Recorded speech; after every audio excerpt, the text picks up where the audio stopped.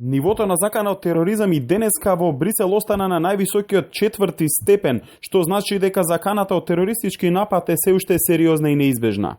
Додека полициско-армиската опсада на градот продолжува, а во центарот се паркирани борбени возила со тешко наоружување, националната телевизија РТБФ јави дека постојат неколку терористи на територијата на регионот Брисел, при што еден од нив наводно има прслук со бомба на него, од ист тип како и оние на бомбашите самоубици што на 13-ти овој месец се разнесоа и предизвикаа човечки жртви во Париз.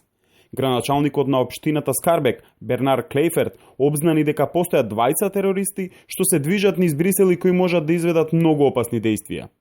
Иако е потврдено дека се трага по Салах Абдеслам, кој учествуваше во терористичките напади во Париз, белгиската полиција не известува дали е тој терористот што низ белгискиот главен град шета со бомба на себе. Сепак, наводно полициските инспектори им се на трага на овие двајца терористи. А денеска метростаниците остана затворени и метрото не се движи, а и сите музеи, театри, кине и паркови во Брисел исто така се затворени, додека отворениот пазар во населбата Миди за прв пат не беше отворен денеска. Најверојатно, утре нема да работат и училиштата во Брисел. А во белгиската престолнина живеат голем број на македонски граѓани кои исто како и останатите жители на градот не се чувствуваат безбедно. Тоа го потврдува и Зорица Кравич, самохрана мајка која живее веќе 4 години во Брисел и работи како кошаркарски судија. После 4 години прв пат се случува вакво нешто и ме посеќа на 2001 година кога бев студент.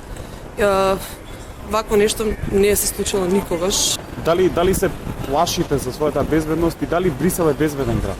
Па моментално не мислам дека Брисел е безбеден град.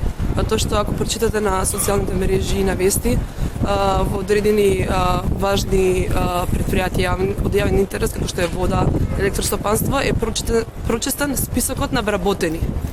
И секој не може да работи на одредени позиции. Во меѓувреме, Мохамед Абдеслам, третиот од браќата Абдеслам, од кој по Салах се трага, додека брах им се разнесе со бомба во паришките напади, гостувајќи на националната телевизија, го повика својот брат да и се предаде на полицијата и да не прави никако зло, порачувајќи му дека повеќе би сакал да го види во затвор отколку во гроб. Координативното тело за анализа на закани за вечерва закажа состанок со цел да донесе нова проценка на безбедносната ситуација, кога се очекува да се донесе одлука дали да се намали степенот на закана или истото ќе остане на максимум за Брисел, со што градот ќе остане парализиран.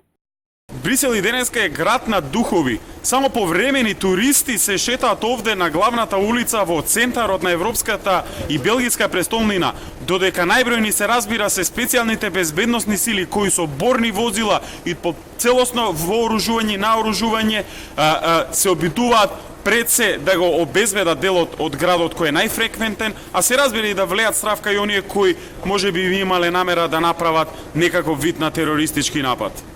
За Сител од Брисел, Бобан Онковиќ.